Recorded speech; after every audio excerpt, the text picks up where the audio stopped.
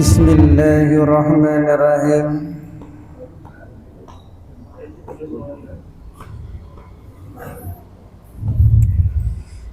Assalamualaikum warahmatullahi wabarakatuh.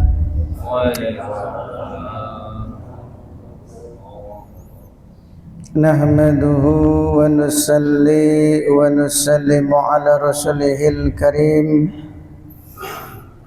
Allahumma la ilma lana illa ma 'allamtana innaka anta 'alamul ghuyub. Rabbi ishrah li sadri wa yassir li amri wahlul 'uqdatam min lisani yafqahu qawli.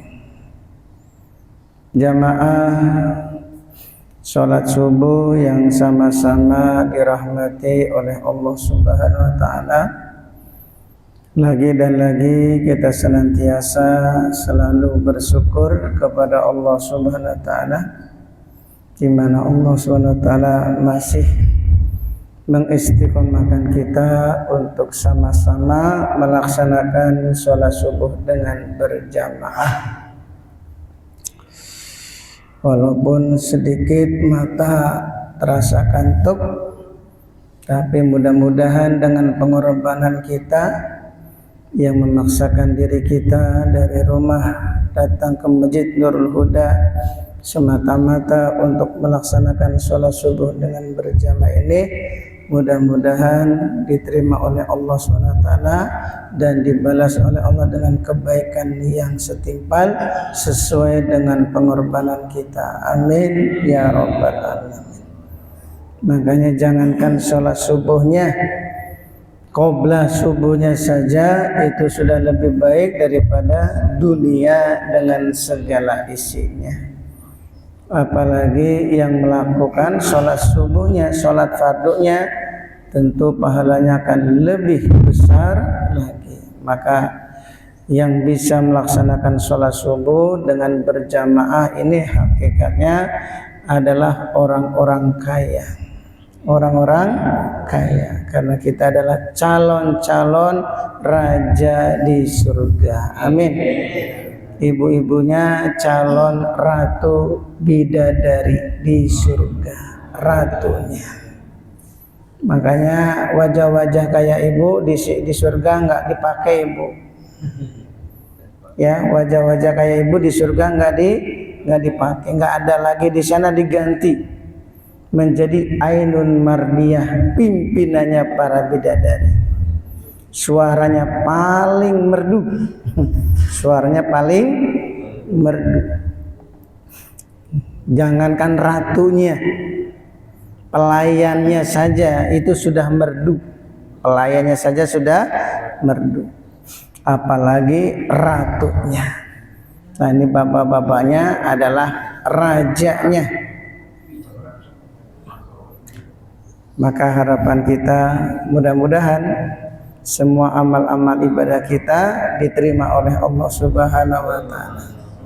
Khususnya taklim yang sedang kita sama-sama duduk di majelis yang mulia ini, mudah-mudahan taklim kita betul-betul diterima oleh Allah Subhanahu wa taala. Amin ya rabbal alamin. Sehingga memudahkan langkah kita menuju surganya Allah Subhanahu wa taala. Amin ya rabbal alamin. Bapak Ibu yang sama-sama dirahmati oleh Allah Subhanahu wa taala,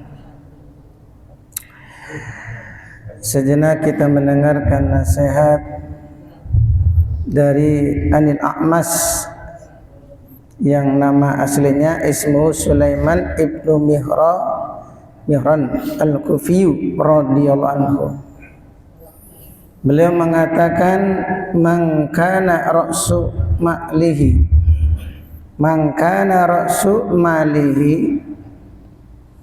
at-taqwa, barang siapa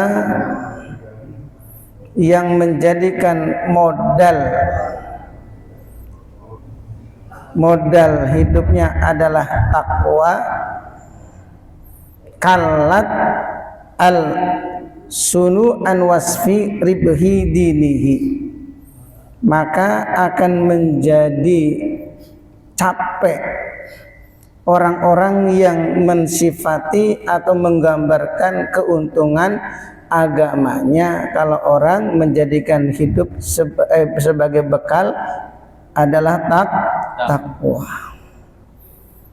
Jadi sebagaimana dalam Al-Qur'an wa tazawwadu fa inna khairu zadit taqwa. Berbekalah dan sebaik-baik bekal dalam hidup adalah takwa. Kenapa di sini kata Sayyidina Sulaiman radhiyallahu, karena modal takwa itu modal utama. Sebagaimana Nabi Yusuf alaihissalam yang Allah ceritakan dalam Al-Quran, walamma balagha ashuddahu atainahu hukman wa ilma wa kadzalika nadzil muhsinin.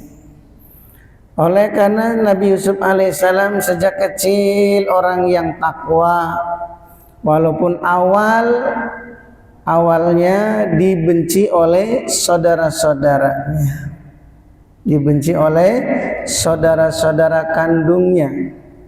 Kalau yang benci orang lain wajar, kalau yang benci tetangganya itu wajar.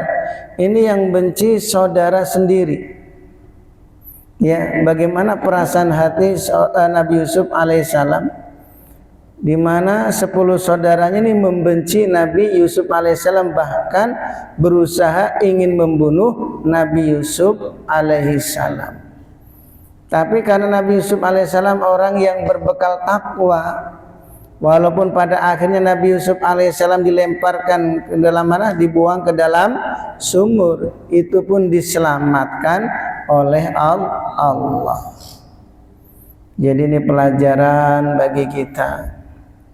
Ya, andaikan kita merantau di mana aja, selama kita ini bermodal takwa, pasti akan beruntung. Oleh karena Nabi Yusuf alaihissalam bermodal takwa, Allah gerakan ya, yaitu para musafir ketika mau mengambil air untuk diminum, dilihat di situ ada Nabi Yusuf alaihissalam. Yang singkat ceritanya, Nabi Yusuf alaihissalam dijual, dijadikan budak. Yang membeli siapa? Kiftir.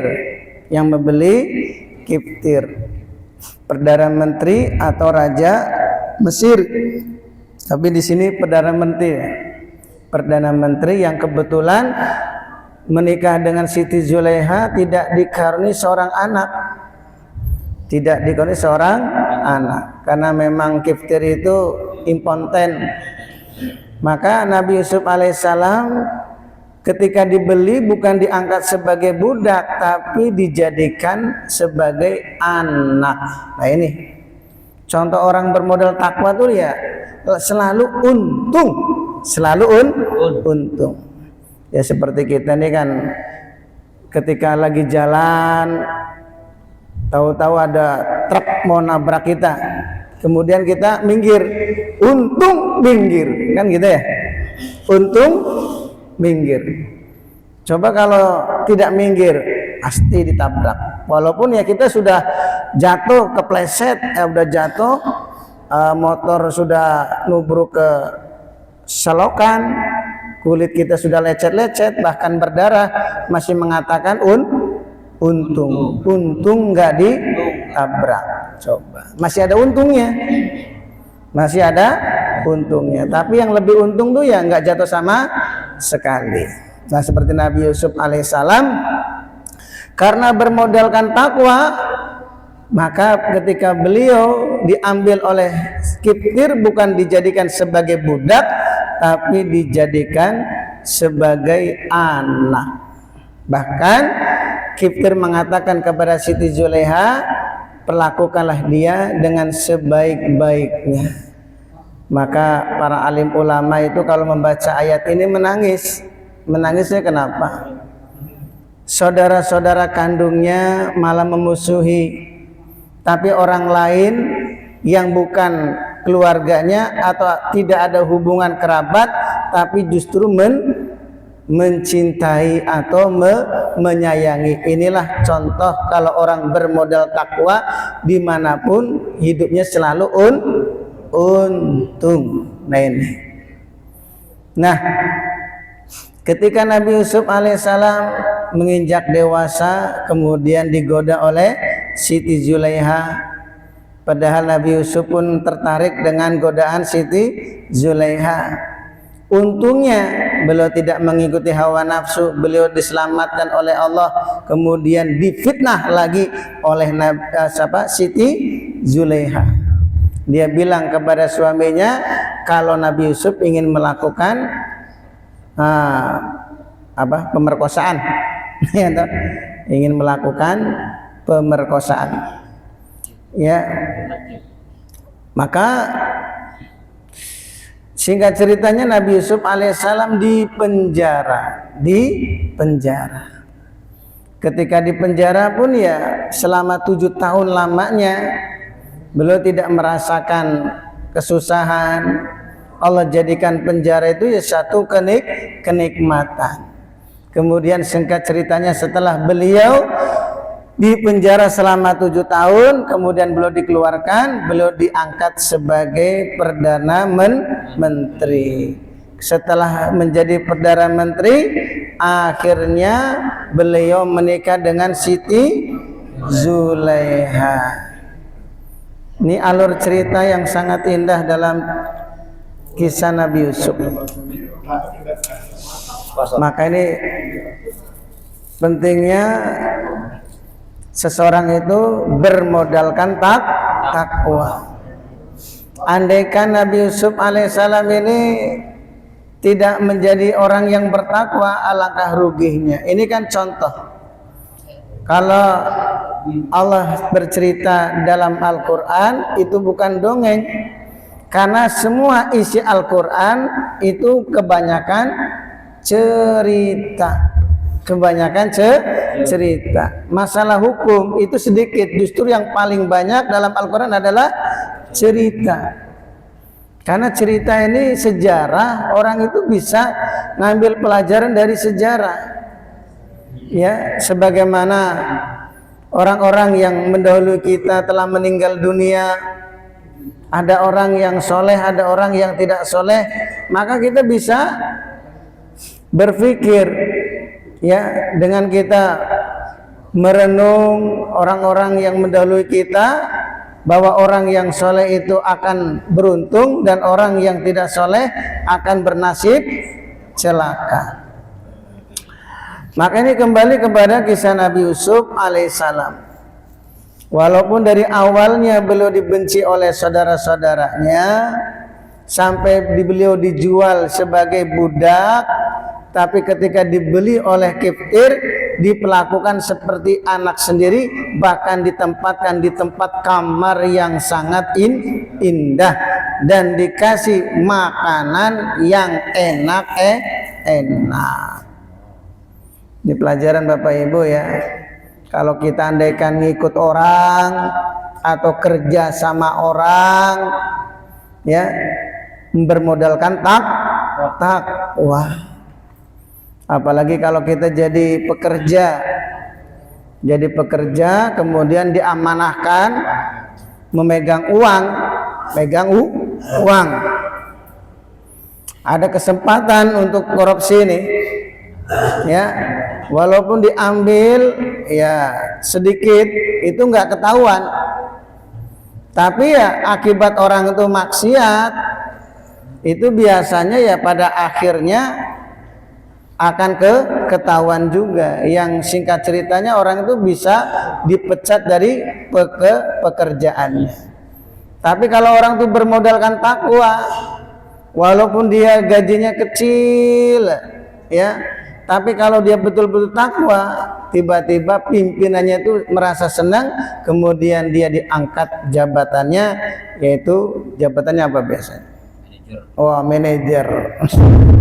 Ya, walaupun orang baru, tapi dia bisa memiliki pangkat yang tinggi, yaitu dengan menjadi manajer dalam perusahaannya. Ini satu contoh. Ya. Kemudian bagi orang yang takwa, bermodalkan takwa, kalau dia mau cari pasangan ini selalu beruntung, walaupun mungkin wajahnya jelek.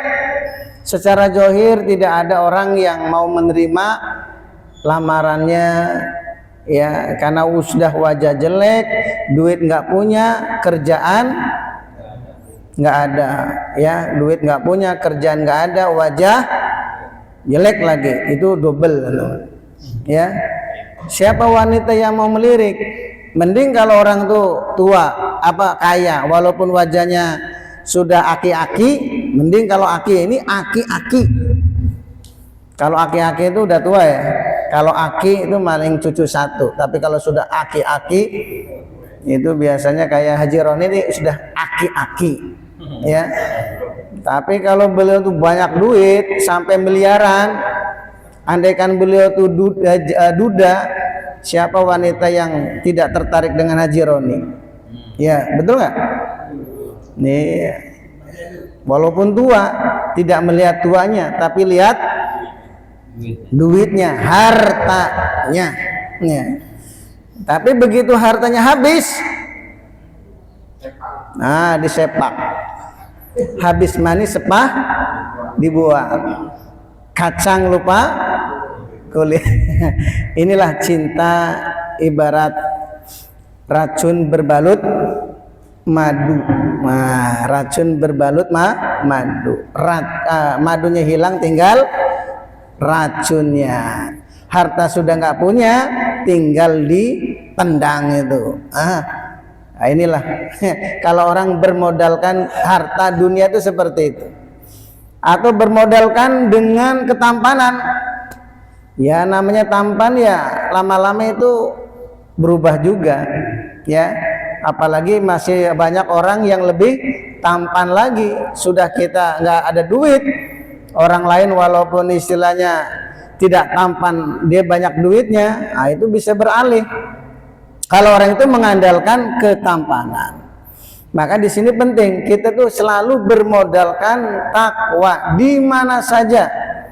Mau cari pekerjaan, mau merantau, mau cari pasangan, modal pertama kita adalah takwa kepada Allah.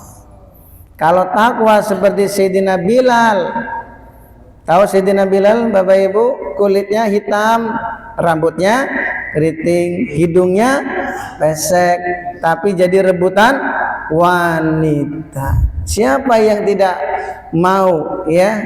Siapa yang tidak mau nikah dengan Sayyidina Bilal? Semuanya berebut, ingin diperistri oleh Sayyidina Bilal. Bukan karena kegantengannya, tapi karena ketakwaannya. Enak gak jadi orang takwa? Enak. Ya, jadi kiai yang takwa. Kalau kiai banyak, tapi yang takwa nih yang sedikit. Kalau jadi ustadz yang takwa, ini luar biasa. Ustadz banyak, santri banyak, tapi santri yang takwa, ustadz yang takwa ini jarang. Takwa itu apa? Menjalankan seluruh perintah-perintah Allah, meninggalkan segala larangan-larangan Allah. Maksiat sedikit pun nggak berani, apalagi maksiat besar. Ini orang takwa. Maka istilah man wajadallahu wajada kulli syai' wa man faqadallahu faqada kulli syai'. Orang takwa itu seperti mendapatkan Allah. Orang yang mendapatkan Allah berarti mendapatkan segala-galanya. Barang siapa yang kehilangan Allah berarti kehilangan segala-galanya. Ya. Makanya penting kita dalam hidup selalu bermodal takwa. Dagang, modal kita takwa. Dagangan sepi, kalau kita takwa, ya Allah kasih rezeki lewat yang lain. Karena di antara keuntungan takwa apa? Min haitsu la yatasib, gitu ya. Wa may yattaqi la yaj'alu makhraja wa yarzuqhu min haitsu la yahtasib. Ya, setiap ada kesusahan ada jalan keluarnya dan akan dikasih rizki dari arah yang tidak disangka-sangka. Maka ada rumah tangga bermodalkan takwa, miskin banget. Ketika saking miskinnya makanan yang mau dimakan hari itu nggak ada. Ya, malam itu dia bermimpi, sepasang suami istri, suaminya bermimpi kalau di pojok rumah ada emas, ada satu batang emas. Ketika dia bangun tidur, maka dia ketika dia mimpi ada orang ngasih tahu kalau di pojok kamarnya itu ada batangan emas. Dia tanya, emas itu barokah enggak? Enggak. Kalau enggak barokah saya enggak ambil. Ini orang takwa gini, ya tanya dulu halal atau enggak, ya barokah atau tidak, walaupun mimpi. Ketika dia bangun tidur, dia enggak mau bongkar di pojok kamarnya. Kemudian tidur lagi, mimpi lagi yang kedua kalinya. Kalau di pojok rumah kamu yang sebelah sana itu ada batangan emas. Dia tanya lagi, barokah enggak? Enggak, kalau enggak barokah saya enggak ambil. Sampai mimpi ketiga kalinya. Di pojok rumahmu itu ada emas kecil banget. Emasnya kecil banget. Ya, barokah enggak? Itu barokah.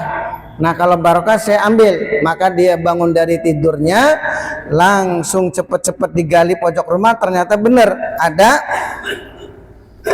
ya uang dirham lah, ya kecil gitu. Kemudian dia pergi ke pasar, jual itu ya beberapa dirham tadi. Di pasar kemudian dia belikan ikan. Setelah dia beli ikan, dia bawa pulang ke rumah. Ikan tersebut oleh istrinya mau dimasak, dibelah dulu.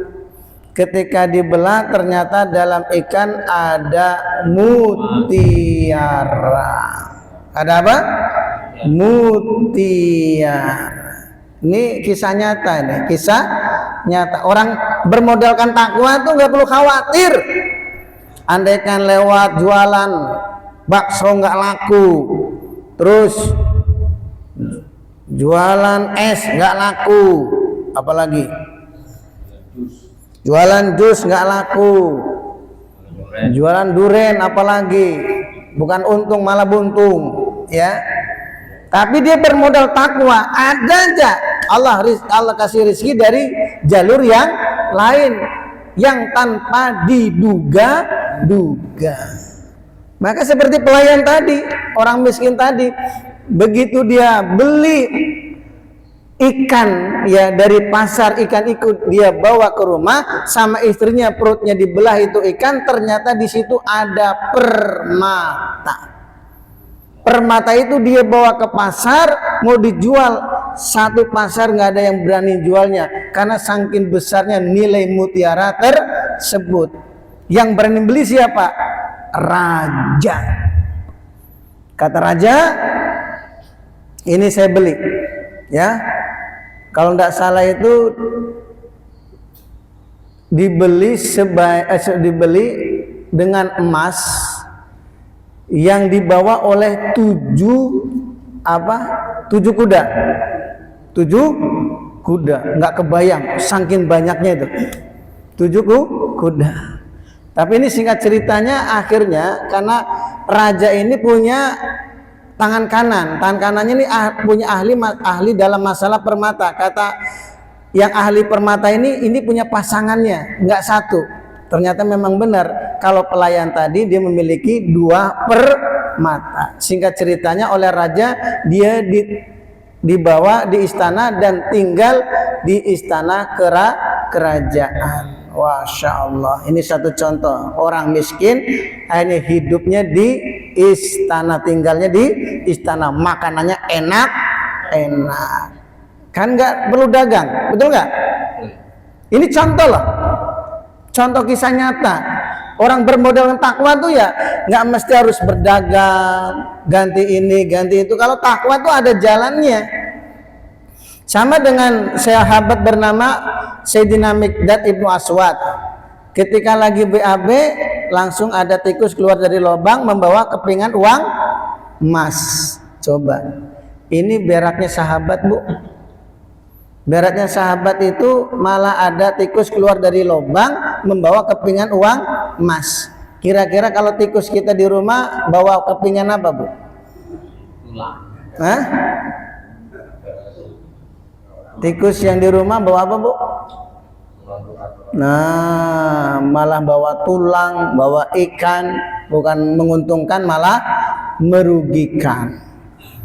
Tapi kalau orang takwa, walaupun itu binatang yang sunnah dibunuh sekalipun, kalau orang takwa itu binatang bernama tikus bisa melayani sahabat.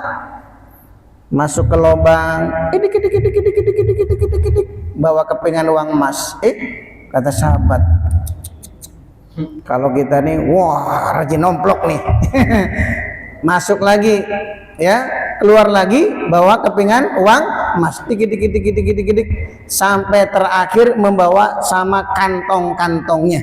Masya Allah, dibuka itu kantong isinya uang emas semua. Kebayang nggak? Ini beraknya sahabat. Kita nih ke WC umum bayar nggak? Bayar. Pernah nggak ke WC umum langsung dapat duit? Enggak, paling dompet orang ketinggalan. Dompet orang ketinggalan. Wah, ini rezeki nih, bukan tuh hak orang. Nah, sahabat walaupun dapat uang dari tikus itu nggak langsung dimakan sendiri. Kalau kita kira-kira dapat ya satu kantong emas dari tikus, diam-diam atau ngasih tahu ke orang? Diam. Bu, diam-diam atau ngasih tahu orang? Hah? Oh. Jangan bilang siapa-siapa. Loh, katanya jangan kasih tahu orang, tapi jangan bilang siapa-siapa. Kan berarti ngasih tahu ya, hanya kita berdua yang tahu. Nah, bilang ke Pak Ali nih. Pak Ali, hanya kita berdua yang tahu. Tapi sahabat Miqdad ibnu Aswad ini memberitahu kepada baginda Nabi Muhammad sallallahu alaihi wasallam, ya Rasulullah, tadi saya begini-begini, kemudian ada seekor tikus membawa kepingan uang emas. Apakah itu halal? Coba sahabat tuh masih tanya halal enggaknya, Bu? Ya, halal enggaknya. Kalau kita nemukan uang di jalan, diambil enggak? Uang 100.000 diambil enggak, Bu? Di jalan? Itu enggak boleh diambil.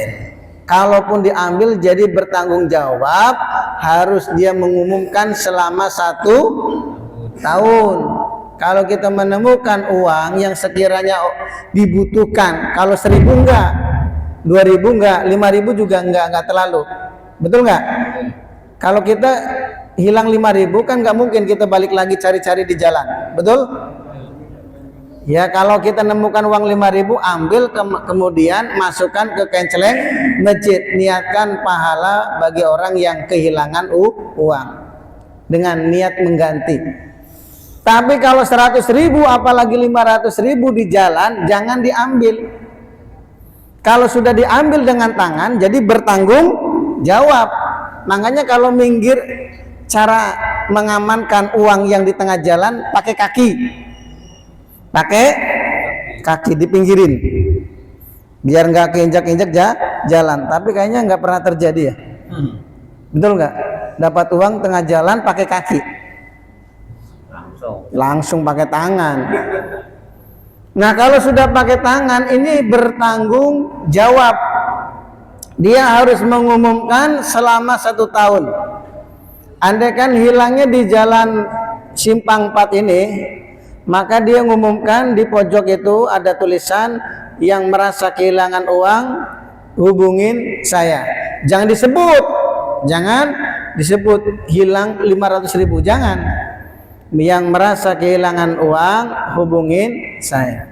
Setahun kok nggak ada yang hubungin, maka uang 500.000 boleh dipakai. pakai. Setelah setahun boleh dipakai. Ibu menemukan emas kalung di jalan, diumumkan dulu, jangan diam-diam, diumumkan selama 1 tahun. Kalau ada orang ngaku emasnya berapa gram, ayo. Nah, ditanya, takutnya ada orang ngaku. Jadi jangan ya cuma kehilangan emas gitu aja. Nah, nanti kalau sudah 1 tahun kok tidak ada yang ngaku, boleh kita pakai, tapi niat ganti kalau ada orang yang menanyakan. Tapi kalau nggak ada menanyakan, aman. Aman. Jadi halal, boleh dipakai kalau sudah 1 tahun. Nah, Sayyidina Miqdad ibnu Aswad ini baru mendapatkan uang 1 kantong, tidak langsung dipakai, langsung memberitahu kepada baginda Nabi Muhammad sallallahu alaihi wasallam. Kata Nabi, itu adalah rizki yang halal untuk kamu. Ini contoh ya. Orang takwa tuh ada aja bu rezekinya, nggak perlu khawatir masalah kekurangan rezeki. Usaha apa saja itu ya akan selalu dimudahkan oleh Allah. Andaikan dagangan kita yang ini nggak laku-laku, mungkin dari rezeki lewat yang lain. Entah itu tiba-tiba ibu beli ikan di pasar, kemudian dibelek itu perutnya, dapatkan mutiara. Coba-coba ibu ya beli ikan di pasar nanti pagi, dibongkarin itu, siapa tahu ada mutiaranya ya, dibongkarin siapa tahu ya. Kemudian Sulaiman radhiyallahu anhu melanjutkan perkataan, wa man kana rasu malihi dunya kalat al sunu an wasfi khusrani dinihi. Barang siapa yang modal hidupnya adalah dunia, kalat maka akan capek al sununu orang-orang an wasfi khusrani dinihi, akan kerugian agamanya.